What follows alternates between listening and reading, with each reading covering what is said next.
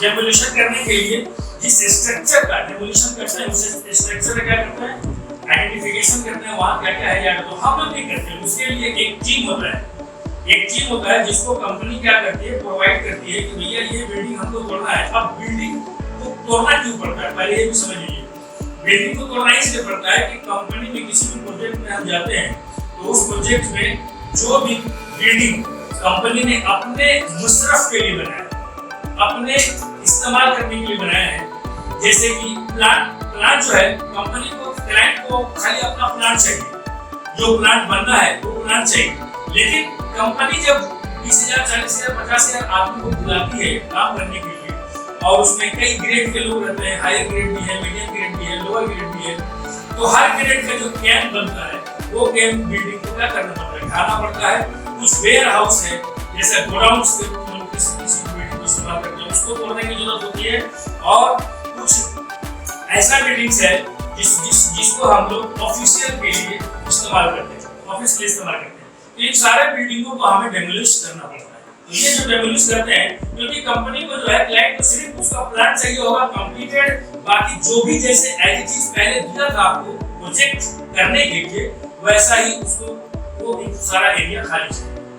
तो वो जो है बिल्डिंग को डेमोलिश करना पड़ता है। डेमोलिश करने से पहले जिस बिल्डिंग को डेमोलिश करना है उस बिल्डिंग को कंपनी क्या करती है, पहले उसका निरीक्षण करवाती है, आइडेंटिफिकेशन करवाती है, जांच पड़ताल करवाती है। तो जांच पड़ताल एक टीम होता है, उस टीम के अनुसार उस टीम को वो कार्यभार सौंपती है कि भाई आप जा करके इस बिल्डिंग का सारा कुछ देख लें। अब वो उस बिल्डिंग में अपनी पूरी टीम के साथ जाती है। टीम के साथ जाने के बाद उस बिल्डिंग का एक एक फ्लोर से, टॉप फ्लोर से लेके नीचे तक हर फ्लोर का एक कोड वर्ड होता है, हर फ्लोर में हर रूफ का एक कोड वर्ड होता है, हर रूम में हर वॉल का एक कोड वर्ड है, हर रूफ का एक कोड वर्ड है, ठीक है ना, हर पिलर का, हर बीम का एक कोड वर्ड है। इस कोड वर्ड के द्वारा वो क्या करती है, उसका निरीक्षण करके ऊपर से नीचे तक सारे बिल्डिंग का ये करके आइडेंटिफिकेशन करके उसका पता लगा करके और उस रिपोर्ट को कंपनी को सौंप देती है कि ये रहा आपका रिपोर्ट, 3 से 4 पेज का होता है मैक्सिमम, ये रिपोर्ट आपका है, इस हिसाब से आपको डेमोलिशन करना है। अब एक डेमोलिशन टीम होगी जो उस बिल्डिंग को डेमोलिश करेगी। ये तो इंस्पेक्शन टीम था। अब उस डेमोलिशन टीम को कंपनी ऑफर करके बुलाती है, उसके बाद वो क्या करती है कि उसका एक कॉपी उसको देती है, ये आपका जो है डेमोलिशन रिपोर्ट है, ये आपका इंस्पेक्शन रिपोर्ट है, इस रिपोर्ट के अनुसार आपको डेमोलिश करना है। उसके बाद वो कंपनी पूरे टीम के साथ, अपने दल बल के साथ उस डेमोलिशन स्पॉट पर पहुंचती है जिस बिल्डिंग को डेमोलिश करना है। सबसे पहले वहां जाती है तो बिल्डिंग का सबसे पहला वेरिफिकेशन करती है।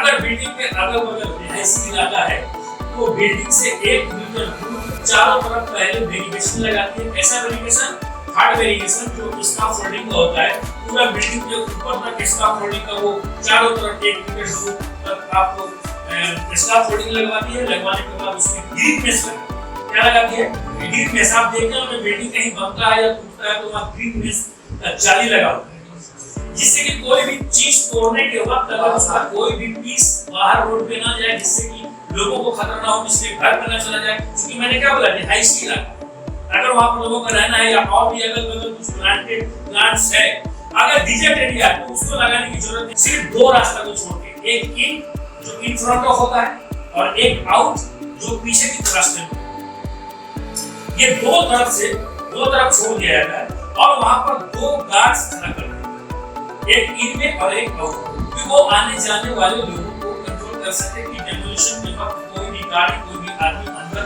न जाए न आए, सारा चीज वो ब्लॉक करे।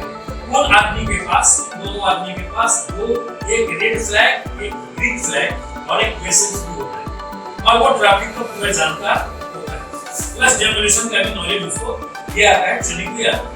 इन सारी चीजों को करने के बाद अब वो क्या करता है, बिल्डिंग में जितना भी चीज बाहर से आया है, जैसे electrical cable, water line, sewage line, जितना भी चीज आया है सारे चीजों को क्या करता है, कट कर देता है।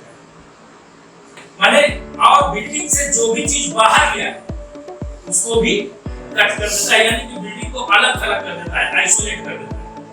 आइसोलेट करना बहुत जरूरी है, ठीक है ना, आइसोलेट कर दिया। आइसोलेट करने के बाद अब क्या है कि हर बिल्डिंग में देखे होंगे आप कि बीच बीच में छोटा छोटा डक्ट्स होता है, जिससे कि किसी डक्ट से आपका पाइपलाइन आता है, किसी डक्ट से इलेक्ट्रिकल केबल्स वगैरह आते हैं, किसी डक्ट से आपका रोशनी और जो गर्म हवा आपके रूम का है चाहे वो बाहर जाता है ना। तो ऐसे काफी डक्ट्स होते हैं। एक बिल्डिंग में कम से कम मिनिमम होगा तो 4 तो होना ही चाहिए।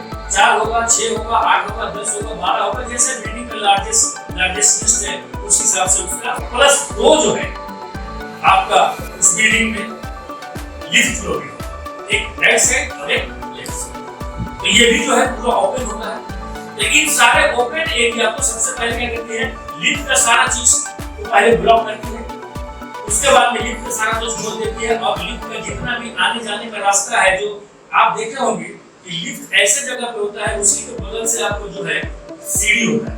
आप देखे हो लिफ्ट के ठीक बगल से सीढ़ी होता है। तो हर मोड़ में लिफ्ट का किनारा आपको मिलेगा। तो वहां पर सारे जगहों को क्या किया जाता है, ब्लॉक किया जाता है। ब्लॉक कैसे करते हैं, जो हम लोग 6 इंची का पटरा लगाते हैं, 2 जगह पे लगाते हैं, 1.2 मीटर हाइट पे लगाएंगे, अच्छा से क्लीन करेंगे उसको, है ना, नॉकिंग करके क्लीन करेंगे। जैसे तुम से 60 मिनट वाला काम नहीं करेंगे, उसको जो है बढ़िया से नेलिंग करेंगे उसको, ठीक है ना। और नीचे से 1.5 फीट ऊपर उसको लगाएंगे, जिससे कि कोई भी आदमी लड़खड़ा कर गिरे दिए तो उसको प्रोवाइड वेट भी दे दे तो वो आदमी नीचे न जाए, क्योंकि वो आदमी किसी भी फ्लोर से गिरेगा तो सीधा नीचे ग्राउंड फ्लोर पर ही जाएगा। ऐसे सारे जो ब्लॉक होल्स हैं इनको वो क्या करेगा, पहले बैरिकेड करेगा। उसके बाद अब वो बिल्डिंग किसी के रहने के लिए, जैसे वर्कर्स को रहने, स्टाफ को रहने के लिए इस्तेमाल किया गया है, तो उसमें हाउसकीपिंग करने की जरूरत नहीं, क्योंकि जब बिल्डिंग खाली किया गया है तो हाउसकीपिंग ऑटोमेटिक हो गया है। और कुछ हल्का फुल्का हाउसकीपिंग करने की जरूरत है तो हाउसकीपिंग भी कर देंगे। लेकिन अगर वो बिल्डिंग किसी वेयर हाउस में इस्तेमाल किया गया जहाँ पर कि हमारा मटेरियल स्टॉक किया गया था, अब मटेरियल में क्या क्या मटेरियल था, कुछ ऐसा इन्फ्लेमेबल चीज था, ऑयल था, जैसे पेट्रोल, डीजल, गैस, ये भी हो सकता है, पोटेशियम, मैग्नीशियम, टाइटेनियम, यूरेनियम, ये भी हो सकता है ना। आपका जो ज्वलनशील चीज है जैसे रबर, प्लास्टिक, पेपर, ये भी हो सकता है। तो कुछ ऐसा चीज है जो एक्सप्लोसिव है, कुछ ऐसा चीज है जो फ्लेमेबल है। तो वैसे चीजों को हम कंट्रोल करने के लिए प्रॉपर ऊपर से नीचे तक हाउसकीपिंग करते हैं। हाउसकीपिंग करने के बाद अगर कहीं पर टॉक्सिसिटी वाला चीज है, जैसे कि हाइड्रोजन सल्फाइड था, क्लोरीन रखा हुआ था, क्लोरीन का मैंने क्रिस्टल रखा हुआ था, या कुछ ऐसा जैसे पोटेशियम रखा हुआ था, तो वहां पर थोड़ा सा ये होगा। तो वहां पर हम लोग क्या करेंगे, हाउसकीपिंग करने के बाद वहां पर एग्जॉस्ट भी लगा देंगे कि तोड़ने के टाइम हम लोगों पे वर्कर को किसी तरह का टॉक्सिसिटी ना रहे। उसके बाद वो जो है अब उसको रिपोर्ट दिया गया है, उस रिपोर्ट के आधार पर टॉप फ्लोर पे जाएगा। अब उस बिल्डिंग का हाइट कितना है, 25 मीटर से ज्यादा हाइट है, तो आपको हाथ से डेमोलिशन करना पड़ेगा, चाहे आप हैमर से करें या आप एलबी मशीन से करें, है ना, या रोड क्रैकर मशीन आता है उससे तोड़ें, जैसे भी तोड़ें, या वेट बॉल से मतलब पिलर को घसकाना पड़ता है, पिलर जल्दी घस सकता नहीं, तो वेट बॉल से तोड़ें। अब जिस चीज से तोड़ना है उस चीज का वहां ऊपर में हम लोग थोड़ा प्रिकॉशन लेते हैं, और उस चीज का वर्कर के पास ट्रेनिंग होता है, उनको ऊपर से तोड़ना शुरू करते हैं। तोड़ने से पहले और भी कुछ काम है। हम लोग क्या करते हैं, कोई भी बिल्डिंग में आप देखें होंगे तो बिल्डिंग में जो सेंटर लाइक जगह होता है ना, उस बिल्डिंग के सेंटर में क्या होता है कि वो जो बिल्डिंग के सेंटर में ही जगह ज्यादा होता है, क्योंकि कॉरिडोर्स वगैरह बिल्डिंग के सेंटर में ही होता है। साथ करके देखो अब कॉरिडोर्स, तो हम लोग आगे की तरफ तो इन करने का जगह नहीं है, पीछे की तरफ से गाड़ी जाने का आउटर है, तो हम उस बिल्डिंग के पीछे की तरफ, जैसे ये हमारा पीछे की जगह है, यहाँ पर काफी स्पेस है, इस स्पेस को हम लोग क्या करते हैं कि बैरिकेड करते हैं, वेरिगेशन करते हैं। वेरिगेशन करने के बाद इसमें जो वो कचरा है उस कचरा को वहां पर स्टॉक करते हैं। तो तोड़ने से पहले इस जगह का हम लोग पहले मुआयना करते हैं, उस मुआयने के बाद उसको हम लोग, और वेरिगेशन कितना हाइट होना चाहिए, 1.2 मीटर हाइट होना चाहिए वेरिगेशन, ठीक है। और जिस जगह में आपने वो कचरा रखने का वेरिगेशन किया है, तो अब क्या करेंगे, जहां पर मैंने इस फ्लोर में किया है, सेम नीचे फ्लोर में करेंगे, उसके सेम नीचे फ्लोर में करेंगे, उसके सेम नीचे फ्लोर में करेंगे, क्योंकि उसी जगह पे ज्यादा स्पेसेस है हर फ्लोर पे।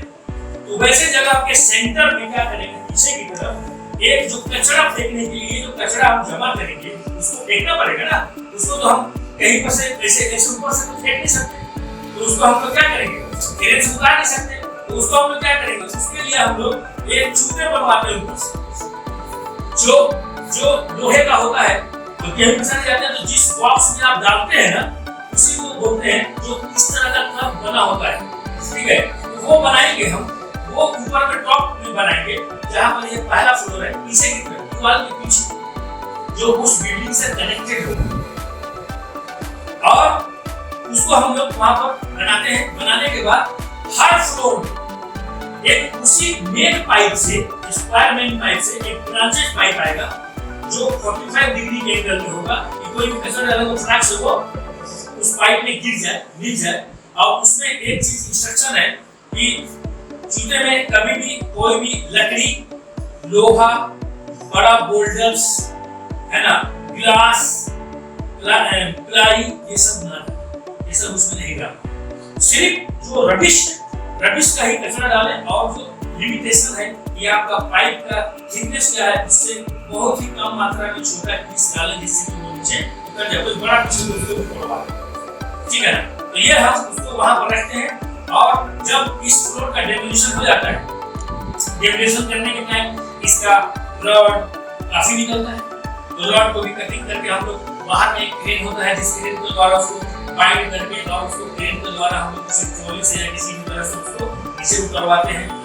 जो भी इस बिल्डिंग में जितना भी चमकदार चीज है, जैसे दरवाजा, खिड़की, ग्रिल्स, है ना, ग्लास, है ना, ये पंखा का ये सब जो कनेक्शन है ना, जो इलेक्ट्रिकल कनेक्शन है, ये सारा चीज को क्या करता है, सारे चीज को खोल के नीचे उतार देता है, एक एक चीज। यहाँ तक कि ये जो छोटा सा आपको वो पार्ट दिख रहा है ना, वो पार्ट भी खोल के नीचे उतार देगा। अब नीचे जो आदमी है वो सेग्रीगेशन करता है, जितना भी सामान नीचे उतरेगा सबके जगह पे सामान को रखेगा। जैसे उस साइड का जितना भी सामान है सब एक जगह पे, इस साइड का जितना भी सामान है सब एक जगह पे रखेगा। तो इलेक्ट्रिकल कनेक्शन को काटने के लिए आपको बाहर से भी तो काट दिए, लेकिन यहाँ से काटने के लिए हर रूम का एक मेन बोर्ड होता है, जैसे ये मेन बोर्ड है इस रूम का, उसको खोले तो उसमें देखेंगे कनेक्शन में हमेशा देखेंगे कि दो तार, हर जगह दो तार जुड़ा हुआ है।